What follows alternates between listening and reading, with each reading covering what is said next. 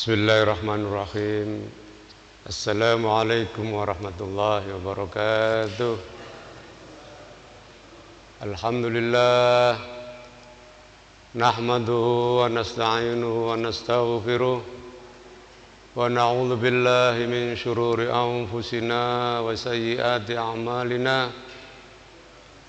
May yahdihillahu fahuwal muhtadi wa may yudlil falan tajida lahu waliyyan mursyida. Asyhadu an la ilaha illallah wahdahu la syarika lah wa asyhadu anna Muhammadan abduhu wa rasuluh. Allahumma salli wa sallim wa barik ala sayyidina wa habibina wa nabiyyina Muhammad wa ala alihi wa sahbihi wa sallim. Subhanaka la ilma lana illa ma 'allamtana innaka antal alimul hakim. Shadaqallahul azim. Amma ba'du. Alhamdulillah, mari kita lanjutkan kajian tafsir Ibnu Katsir. Pagi hari ini kita akan mengkaji surah Ali Imran ayat 26.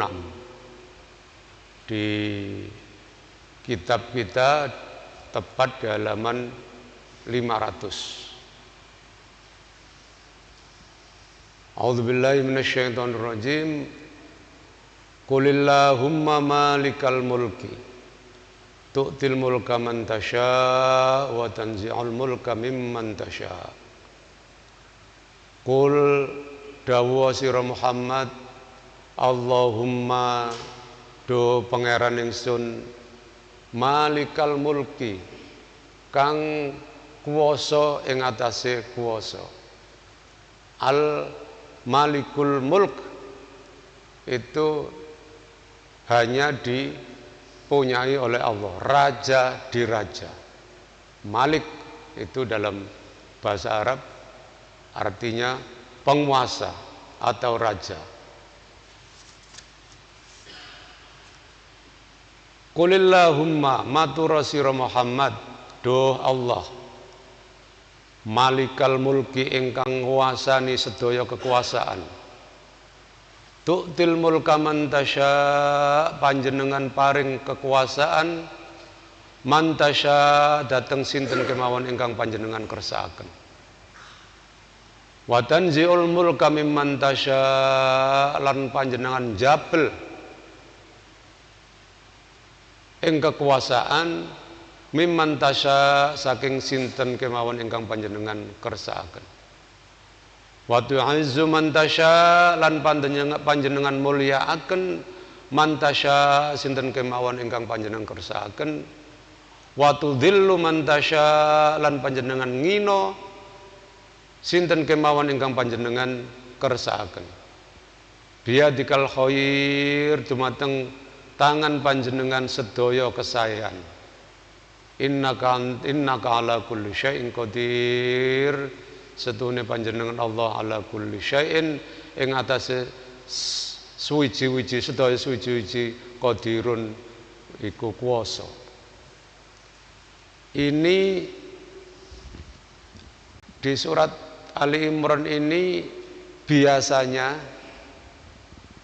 kita baca di rakaat kedua kalau kita sholat qiyamul lail atau sholat tahajud. Jadi di sholat tahajud, kalau bapak ibu sholat tahajud atau qiyamul lail ya, jadi sudah pernah beberapa kali saya sampaikan. Jadi Nabi Muhammad SAW itu sepanjang hidupnya tidak pernah meninggalkan sholat tahajud. Bahkan ketika dalam perjalanan, bahkan ketika dalam peperangan, itu tidak pernah meninggalkan sholat tahajud. Sholat tahajud ini dilakukan setelah tidur sejenak. Biasanya akan disebut sepertiga malam. Jadi kalau tidur dulu, kemudian bangun dan sholat malam, itu disebut sebagai tahajud. Ini satu-satunya sholat sunnah yang disebutkan namanya di dalam Al-Quran. Wa minal laili fatahajjat bihi nafilatan lak. Wa minal laili lan saka setengah saking bengi fatahajjat bihi mongko tahajud sira kelawan wengi nafilatan lak kanggo tambahan, ibadah tambahan kanggo sira kabeh. Jadi sholat tahajud itu satu-satunya sholat sunnah yang disebutkan namanya di dalam Al-Quran. Fatahajjat mongko tahajud sira. Minal lail sebagian dari wengi, minal lail sebagian saking wengi. Mongko tahajud sira kanggo tak ibadah tambahan, sebagai ibadah tambahan.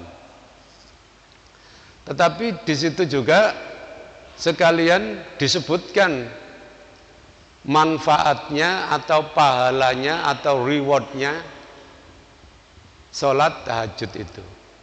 Asa ayyab'atsaka rabbuka maqaman mahmuda.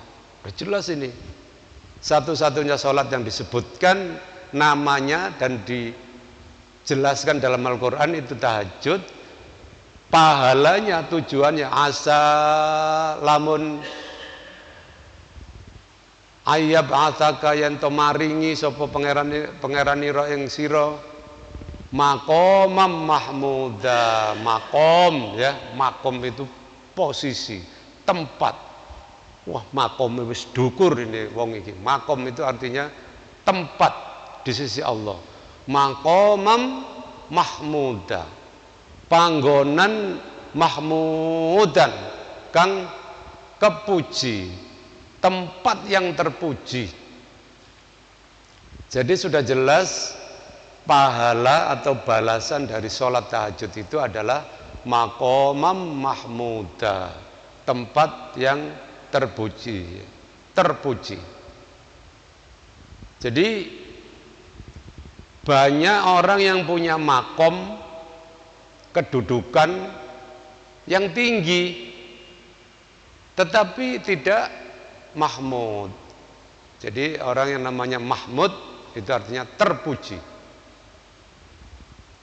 Maqamam mahmuda. Banyak orang yang punya jabatan tinggi,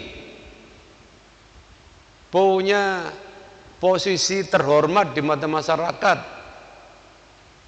jadi wali kota, jadi bupati, tapi kemudian pakai rompi orange.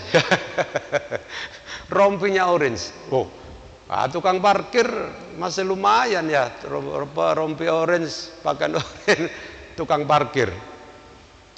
Meskipun sekarang diobrak-obrak sama Pak Wali Kota ya, jukir liar, juru parkir liar. Ya teorinya dilarang, tapi prakteknya ya kita tidak mau lah ya ribut sama tukang parkir. 5.000 ya diniati infak, pakai rompi orange, jabatannya tinggi, jadi pasiennya Gedung Merah Putih di Kuningan, KPK ya. Saya pernah tinggal di daerah Kuningan selama berapa tahun, waktu 2019 di daerah Setiabudi. Itu tiap hari dari tempat saya itu kelihatan itu Gedung Merah Putih. Nah, itu gedungnya KPK, Komisi Pemberantasan Korupsi. Nah, sudah kalau pakai rompi orange itu ya masih bupati, masih wali kota, masih gubernur.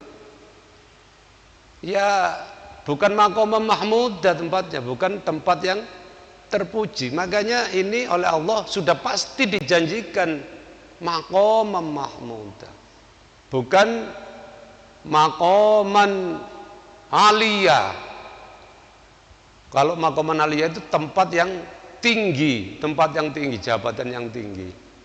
Tapi maqaman mahmudah mungkin kita hanya bekerja di pabrik, mungkin kita hanya jaga keamanan, mungkin kita hanya kerja di restoran, hanya ikut orang, ya, atau kita serabutan, jualan makanan, jualan bakso, jualan nasi goreng dan lain-lain. Itu makom kita. Tetapi itu makom di dunia, pekerjaan kita, cara kita mencari ma'isyah, mencari penghidupan.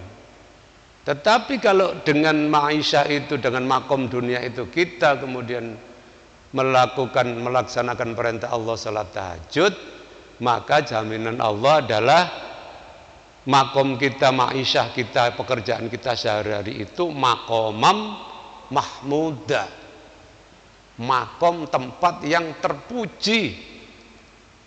Di mata siapa? Bukan di mata manusia, di mata Allah subhanahu wa ta'ala. Asa ayyab'ataka rabbuka maqamam mahmuda. Kalau Allah sudah janji seperti itu, pasti akan dilaksanakan oleh Allah. Innallaha la, Allah tidak akan mencederai janjinya. Innallaha la yukhliful mi'ad. Tidak pernah mengingkari janjinya, tidak pernah bujuk Allah itu. Lanjutannya ayat itu, doa kita apa? Wa qul rabbi adkhilni mudkhala sidqin wa akhrijni mukhraja sidqin waj'al li min ladunka sultanan nasira. Lanjutannya ayat itu kan waqul kepada Nabi Muhammad kan, lan dawuh sira Muhammad rabbi adkhilni mudkhala sidqin, do pangeran kula adkhilni mugi panjenengan nglebetaken teng kula mudkhala sidqin dateng panggenan ingkang sae, ingkang bener. Sering kita ini dalam kehidupan sehari-hari masuk di pekerjaan, kumpul sama orang, ikut di kumpulan, kelompok, ya. Kemudian kelompok atau pekerjaan mungkin saja itu tidak sidqin, tidak bagus. Maka doa kita adalah setiap kali kita minta supaya Allah membimbing kita masuk ke dalam satu kelompok, dalam satu usaha, dalam satu pekerjaan yang sidqin, yang baik, yang terpercaya. Wa akhrijni mukhraja sidqin, do Allah mugi panjenengan ngedalaken dateng kula makhraja sidqin, dateng panggenan medal ingkang sae. Kalau saya harus keluar dari pekerjaan karena apapun, karena tidak berhasil, karena diberhentikan kena PHK, ya Allah mugi panjenengan ngedalaken kula saking dalan ingkang sae. Waj'al li min ladunka sultanan nasira, lan mugi panjenengan ndadosaken saking sisi panjenengan sultanan, penguasa, nasiron lan penolong. Kita hanya menjadikan Allah sebagai penguasa kita, sebagai bos kita, sultan. Itu artinya sultan. Sultan itu penguasa. Kita hanya menjadikan Allah sebagai sultanan nasiro, penguasa lan penolong kita. Bos kita boleh manusia, jeragan kita boleh manusia, tetapi penolong kita satu-satunya, sultan kita, penguasa kita, nasir kita. Jadi Pak Nasir artinya penolong. Itu hanya Allah, sultanan nasiro. Boleh juga dilanjutkan ayat berikutnya, kita lanjutkan baca doanya, wa qul ja'al haqqu wa zaqal batil innal batila kana zahuqa. Lan dawuh sira Muhammad, ja'al haqqu wis teka apa kebenaran, wa zaqal batil lan ilang utawa kalah apa kebatilan, innal batila kana zahuqa, setuhune barang kang batil iku kana ana apa barang zahuqa iku bakal sirna, bakal ilang. Jadi sholat tahajud di rakaat kedua yang hafal dibaca surat Ali Imran ayat ke 26 ini. Kalau di rakaat pertama kita baca 2 ayat terakhir surat Al-Baqarah, lillahi ma fis samawati wa ma fil ard wa in tubdu ma fi anfusikum, dan seterusnya sampai Rabbana wa ilaikal masir la yukallifu nafsan illa wus'aha sampai terakhir. Selesainya ayat terakhir dari surat Al-Baqarah. Itu sunnah Rasulullah SAW itu seperti itu. Jadi kalau tahajud itu kita tidur dulu, syarat tidur sebentar, bangun kita sholat tahajud. Tetapi kalau banyak di antara kita yang takut kebablasan tidurnya, tidak bisa bangun, maka cara lain supaya kita tetap bisa menjalankan sunnah Rasulullah SAW yaitu dengan qiyamul lail. Qiyamul lail, qiyam itu artinya berdiri, al-lail malam hari, berdiri pada malam hari. Qiyam, mahallul qiyam. Kalau kita bapak-bapak ibu ikut sholawatan, mahallul qiyam, mahal itu tempat, qiyam berdiri, jadi berdiri di tempat. Kemudian yang biasanya sholawatan itu berdiri, mahallul qiyam, pada berdiri semua. Qiyamul lail, berdiri pada malam hari. Ini sunnah yang dipraktikkan oleh Sayyidina Abu Bakar As-Siddiq. Sayyidina Abu Bakar itu orangnya lemah lembut dan khawatir, beliau takut kalau tidur habis isya nanti nggak bisa bangun untuk tahajud. Maka beliau setelah sholat isya itu, setelah ba'diyah rawatib itu sholat qiyamul lail 2 rakaat. Setelah itu langsung ditutup dengan witir. Witir itu artinya ganjil, witrun itu ganjil. Sholat witir artinya sholat yang jumlahnya ganjil. 1 boleh, 3 boleh, 5 boleh, 7 boleh, 9 boleh, seterusnya. Yang penting jumlahnya ganjil. Tetapi Sayyidina Abu Bakar sholat 2 rakaat qiyamul lail, setelah itu ditutup dengan witir 3 rakaat. Kalau nanti setelah tidur sepertiga malam bisa bangun, silakan dilanjut, boleh 2 rakaat, 2 rakaat, 2 rakaat sampai kalau sudah mendengar azan subuh atau mendengar imsak, tarhim, tidak usah ditutup pakai witir lagi, sudah witirnya sudah duluan. Itu boleh begitu. Itu dilaksanakan oleh Sayyidina Abu Bakar. Dan Nabi Muhammad SAW mengetahui kalau Nabi pirsa sesuatu perbuatan yang dilakukan oleh para sahabat dan Nabi diam menyetujui, itu termasuk di situ. Itulah yang disebut sebagai sunnah di situ. Perbuatan, tindakan, ucapan, ya, sabda Rasulullah SAW itu sunnah. Tindakan para sahabat yang diketahui oleh Rasulullah dan Rasulullah menyetujui, mendiamkan, itu juga termasuk yang diperbolehkan. Sayyidina Umar orangnya gagah perkasa, tinggi besar, pemberani. Tidak begitu, habis isya malam tidur beliau.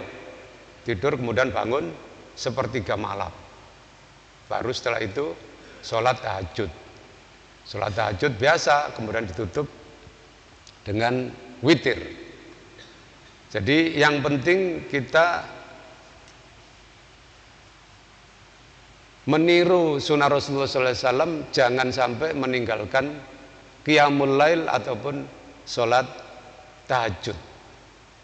Karena tadi ya, satu-satunya yang disebutkan di dalam Al-Quran dan diperintahkan oleh Allah SWT secara langsung.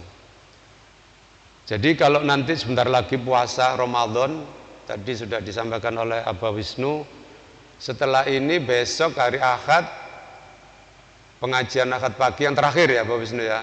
Nanti kita break sampai selesai Ramadan, selesai Idul Fitri, kita mulai lagi pengajian Ahad pagi. Yang pengajian Ahad keberapa setelah Idul Fitri? Kelima, 5 April. 5 April.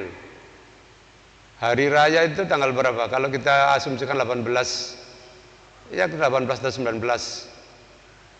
Kan Februari 18 atau 19 Februari itu mulai Ramadan, 18 Februari atau Maret, jadi break sampai 5 April. Yang pengajian Ibnu Katsir ini Kamis depan masih ada 1 kali lagi, insya Allah. Setelah itu kita break mengikuti jadwalnya Ahad pagi. Nanti berarti 5 April, setelah 5 April, Kamis pertama setelah 5 April kita mulai lagi. Info kemarin sudah mulai beredar di media sosial di Arab Saudi, di Masjid Haramain, Masjid Al-Haram sama Masjid Nabawi di Madinah, sholat tarawehnya sekarang berubah menjadi 10 rakaat dan 3 rakaat witir, berarti 13 rakaat. Bapak-bapak dan ibu-ibu yang umroh Ramadan itu di sana 23 rakaat tarawehnya itu, ya panjang sampai ngantuk-ngantuk kita ya, apalagi yang bukonya di Masjidil Haram ya, sampai kita ini royoan buko. Kalau di sana royoan nyari orang yang buko, dicegat kita sampai diseret-seret ya. Fadol, takjil. Gitu ya, di rebutan orang, ada maklarnya itu, marketingnya supaya kita ditarik-tarik ikut bukber di Masjidil Haram. Jadi kalau dulu tahun lalu sudah mulai, tapi sekarang ini kita dengar banyak ya di media sosial. Jadi 10 rakaat, 5 kali salam, kemudian langsung witir 3 rakaat.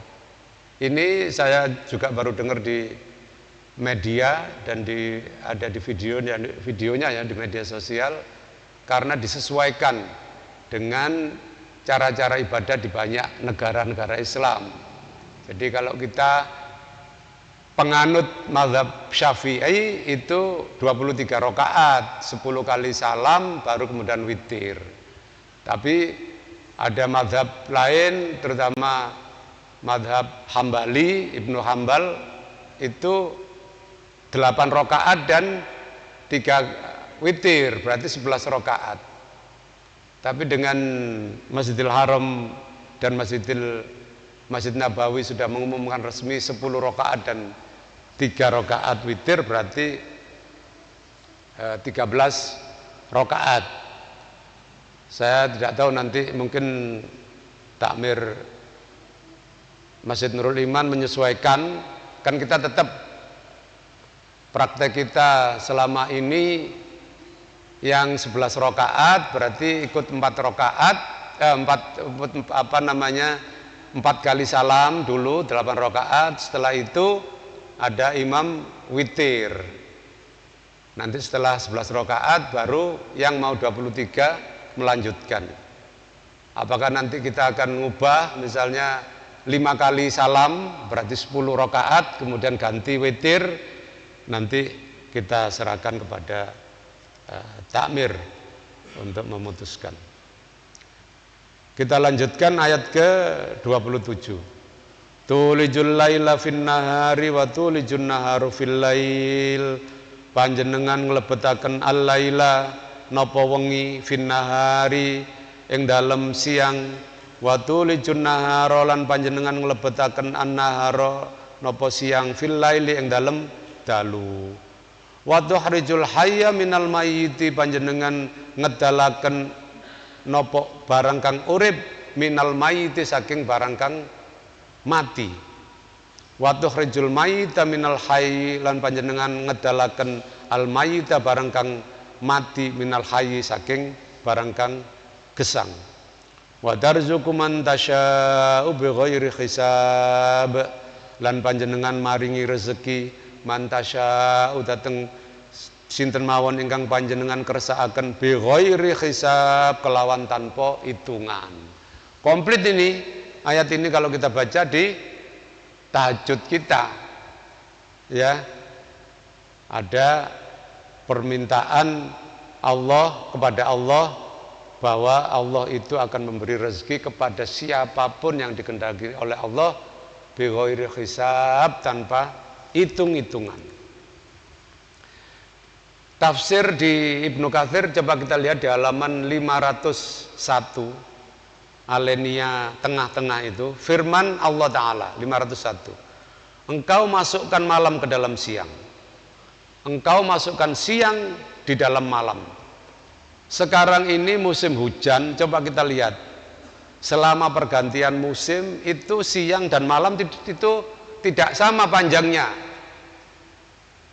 Ya, sekarang jam 11.20 atau jam berapa? Sudah zuhur. Ya kan, pendek siangnya itu. Malamnya terasa panjang. Tulijul laila finnahar. Allah yang memasukkan malam ke dalam siang dan siang ke dalam malam. Jumlahnya tetap 24 jam putaran matahari, tidak pernah lebih. Ya, tetapi panjang pendeknya itu berubah-ubah. Gitu. Karena itu Allah yang memasukkan siang ke dalam malam dan malam ke dalam siang. Di surat Yasin siang malam, tidak mungkin siang mendahului malam dan malam mendahului siang. Ya, wa kullum fi falaki yasbahun. Sudah ada di falak, di orbitnya yang sudah diputar oleh Allah Subhanahu wa Ta'ala. Ya. Jadi siang matahari dan asyamsu dan al-qamaru, matahari dan rembulan itu ada orbitnya masing-masing. Ya.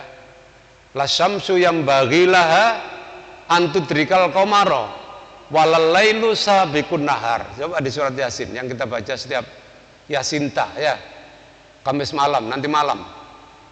Itu ya, kita biasanya baca surat Yasin setiap malam Jumat. Atau yang mau baca apa namanya, Yasin, ya Yasinta, Yasinan di sini kita, ya. Jadi surat Yasin itu di situ ada ilmu astronomi yang sudah sangat canggih mengenai orbit di jagat raya ini. Dan juga di dalam surat Yasin ada ilmu yang dulu kita belajar namanya ilmu hayat, ilmu mengenai tumbuhan-tumbuhan. Ya, Allah menghidupkan bumi yang sudah mati dengan memberi air kemudian hidup. Makanya surat Yasin itu surat yang powerful, yang sangat kuat, yang kita disunahkan membaca. Biasanya kita Yasin dan tahlil. Sunnah yang lain ada membaca surat Al-Kahfi. Kalau kita membaca Al-Kahfi di malam Jumat, kita mendapatkan cahaya dari satu Jumat ke Jumat berikutnya.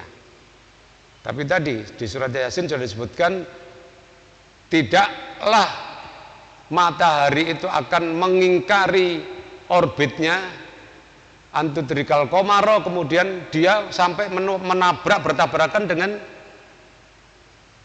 bulan.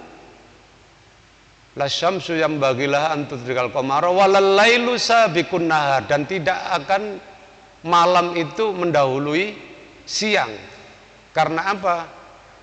Kullun fi falaki yasbahun. Semuanya itu oleh Allah sudah diatur dalam orbit yang sudah ditetapkan. Coba bayangkan, Al-Quran itu 15 abad yang lalu sudah bicara mengenai orbit, ya. Itu ahli-ahli perbintangan yang terkenal di barat, Galileo Galilei atau Johannes Kepler atau siapapun itu baru abad berapa? 18, 19 awal. Ya, Quran sudah menyebutkan ini 15 abad yang lalu, abad ke-6 Rasulullah SAW, abad Masehinya. Ya, karena itu seorang ilmuwan Perancis, profesor ilmuwan Perancis, itu saya lupa namanya, Maurice Tosil kalau nggak salah. Itu yang diceritakan menemukan jasadnya Fir'aun itu kan. Ternyata jasadnya Fir'aun itu masih utuh, kemudian disimpan di museum di Mesir, diteliti oleh Profesor Tosil ini ke Perancis, dan ditemukanlah bahwa dalam tubuh Fir'aun itu, Ramses itu, terdapat unsur-unsur garam. Berarti benar bahwa Fir'aun Ramses itu matinya tenggelam di lautan. Maka kemudian Profesor Tosil ini menulis buku, saya baca bukunya terjemahan tapi bahasa Inggris, yang mengatakan bahwa Al-Quran itu semuanya berkesesuaian dengan sains, tidak ada yang bertentangan. Karena di dalam Al-Quran disebutkan mengenai Fir'aun itu, diselamatkan jasadnya setelah tenggelam untuk bukti orang-orang setelah Fir'aun. Dan sekarang terbukti bahwa jasadnya itu mengandung garam, berarti dia matinya kelelep, benar-benar kelelep. Ya, dia mengurangi waktu yang ini untuk waktu yang itu, sehingga keduanya berbeda namun kemudian menjadi seimbang. Demikian kejadian dalam 4 kategori sunatullah. Firman Allah Ta'ala, engkau keluarkan yang hidup dari yang mati. Yang hidup dikeluarkan dari yang mati. Bumi, tanah, mati, kena air, tumbuhlah yang hidup. Manusia kita dari tidak ada menjadi ada, dari mati menjadi hidup. Engkau keluarkan yang mati dari yang hidup, yakni engkau mengeluarkan tumbuhan dari biji-bijian. Biji-bijian mati menjadi tanaman. Pohon kurma dari biji, dan biji dari pohon kurma. Mukmin dari kafir, dan kafir dari mukmin. Ayam dari telur, dan telur dari ayam. Telur mati jadi ayam. Ayam kemudian mengeluarkan telur lagi. Ayam sama telur duluan mana? Gampang kalau ditanya gitu. Ayam dengan telur duluan mana? Duluan ayam, karena ayam dengan telur. Kalau telur dengan ayam, duluan telur. Kan nyebutnya telur dengan ayam. Duluan mana? Kan duluan telur, Pak. Telur dulu disebut ya. Kalau ayam dengan telur duluan mana? Duluan ayam. Ya kan? Jangan bingung ya, ini guyonannya Pak Eko itu. Badanannya Pak Eko. Mari kita lanjut. Masih ada waktu. Halaman 502. La yattakhidul mu'minuna al-kafirina awliya'a min dunil mu'minin. La yattakhidu ojo ngalap al-mu'minuna sapa wong-wong kang padha iman, al-kafirina maring wong-wong kafir, awliya'a dadi pemimpin. Aulia itu wali, itu bisa disebut pemimpin, bisa disebut sebagai juga kekasih. Aulia itu jamak dari wali. Waliullah, kekasih Allah. Auliaullah, kekasih-kekasih Allah. Min dunil mu'minin, saking liyane wong-wong mukmin. Kita dilarang menjadikan orang-orang kafir sebagai pemimpin-pemimpin kita selain orang-orang yang mukmin. Wa may yaf'al dzalika, mongko sapane wong kang ngelakoni ingkang kaya mengkono, yaiku ndadekake wong kafir sebagai pemimpin, falaisa minallahi min fi syai'in, mongko ora ana minallahi saking Allah fi syai'in ing dalam sawiji-wiji, illa antattaqu minhum tuqah, kejaba yen to wedi sapa wong-wong kang mukmin saking wong-wong kang kafir mau tuqah, wedi kang sangat. Kalau dalam posisi yang kita orang mukmin ini terjepit, dalam posisi terpaksa, ketakutan karena tidak punya kekuatan, maka tidak masalah, diperbolehkan. Tetapi kalau dalam posisi kita kuat, maka sebaiknya kita mengikuti perintah Allah, tidak menjadikan orang-orang kafir sebagai pemimpin. Wa yuhadzirukumullahu nafsah, lan Allah ngingetaken, ngilingake, memperingatkan sapa Allah nafsahu terhadap nafsahu maring siksane Allah. Jadi Allah mengingatkan kita terhadap siksa yang Allah akan berikan kalau kita melanggar perintahnya.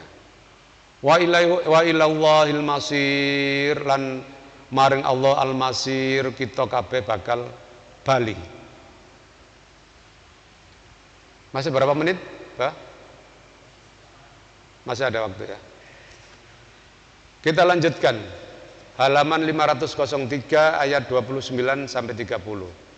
Qul in tukhfu ma fi sudurikum aw tubtuhu ya'lamullah.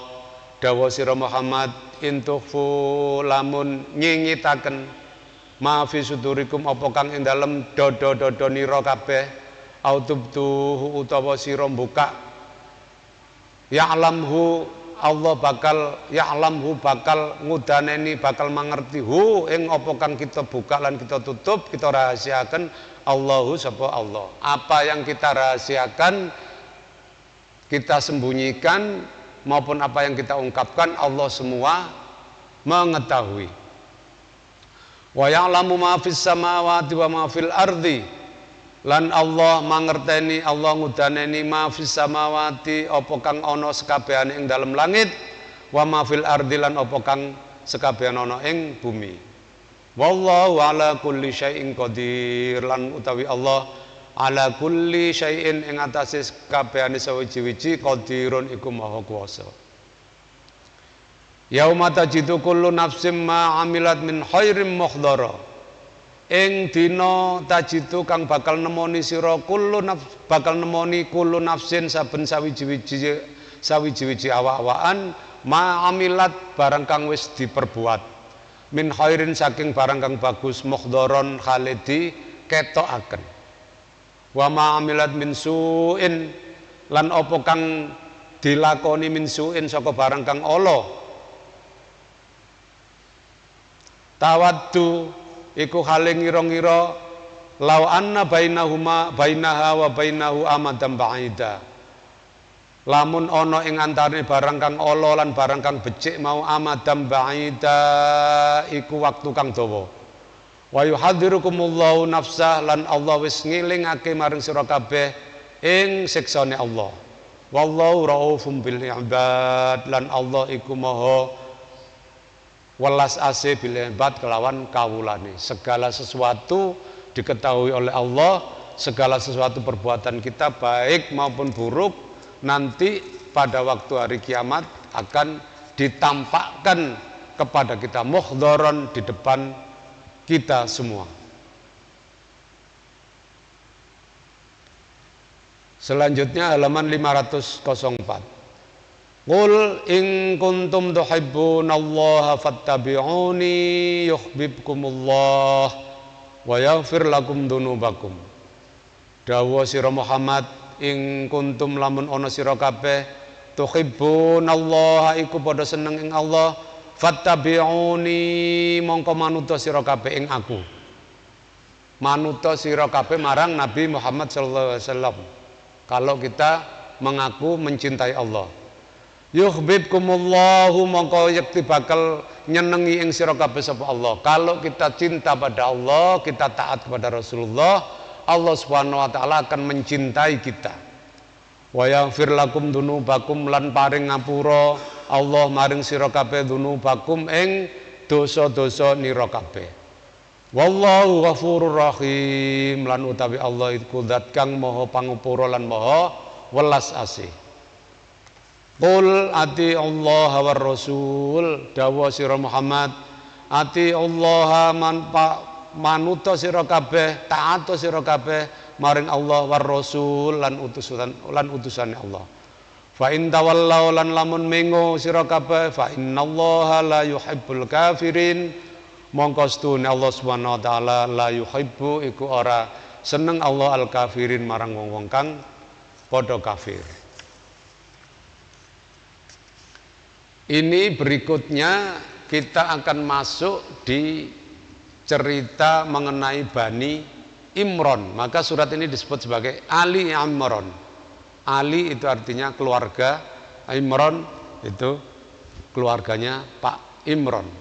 Cerita mengenai Pak Imron, cerita mengenai Maryam, Siti Maryam, dan cerita mengenai Nabi Isa, cerita mengenai Nabi Zakaria.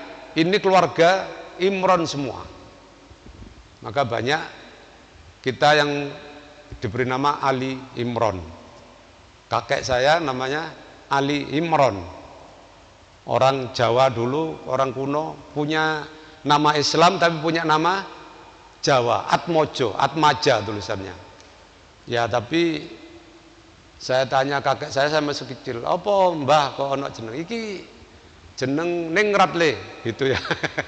Tapi akhirnya sama bapak saya sama ibu saya sudah tidak usah dipakai lah, sudah Atmojonya. Tapi eman ya, ini kan tradisi kita itu. Kita ini, saya pikir-pikir juga, ya eman. Sayang kita ini tidak punya, orang Jawa itu dulu kan ada nama di belakang yang menjadi fam keluarga itu.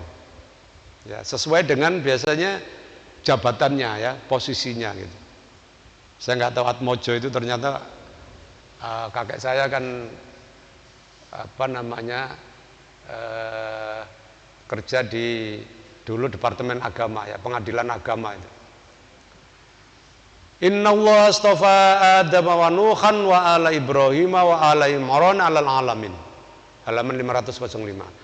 Setune Allah istofa iku wis milih sapa Allah Adam ing Nabi Adam wa Nuhan lan Nabi Nuh wa ala Ibrahim lan keluargane Nabi Ibrahim wa ala Imran lan keluargane Imran alal alamin ing atase wong-wong kabeh ing alam donya. Ini keluarga-keluarga yang terpilih oleh Allah sudah disebutkan. Satu, keluarga Adam, Nabi Adam dan anak turunnya, tentu yang soleh. Ya, Nabi Adam punya dua anak, Qabil dan Habil. Ya, yang Qabil kemudian membunuh Habil karena iri dengan zakatnya atau infaknya yang ditolak oleh Allah, dan satunya tidak satunya diterima, satunya ditolak. Ya, Qabil membunuh Habil karena Habil yang diterima. Habil ini petani, Qabil peternak. Oleh Nabi Adam diminta supaya kamu zakat toh, ya, hasil bumimu itu kamu zakati.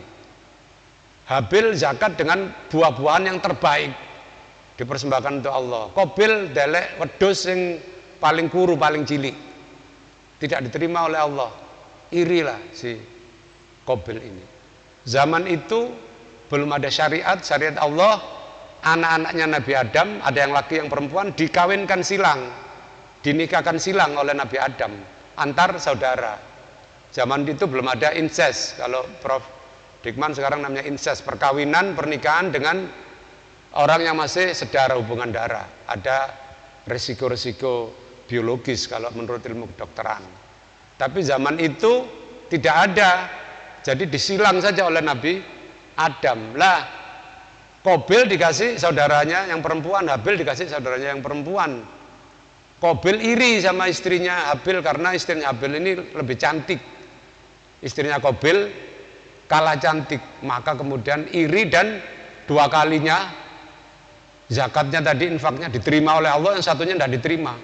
Maka dibunuhlah Qabil ini oleh Habil. Menyesal sudah membunuh keluarga, maka ada burung gagak.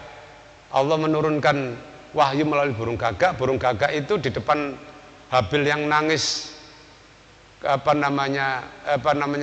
Qabil yang nangis karena membunuh saudaranya tadi. Burung gagak itu nyakar-nyakar menggali tanah, ya, kemudian dalam gitu.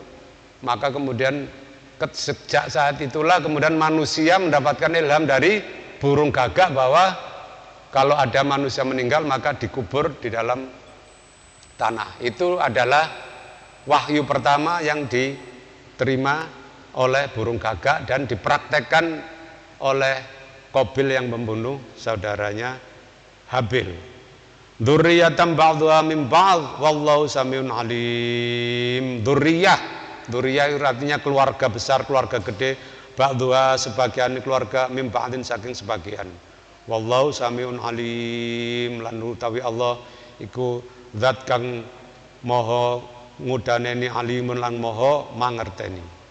Kita tutup pengajian ini dengan doa kafaratul majlis. Subhanakallahumma wa bihamdika nasyhadu an la ilaha illa anta nastaghfiruka wa natubu ilaik. Wassalamualaikum warahmatullahi wabarakatuh.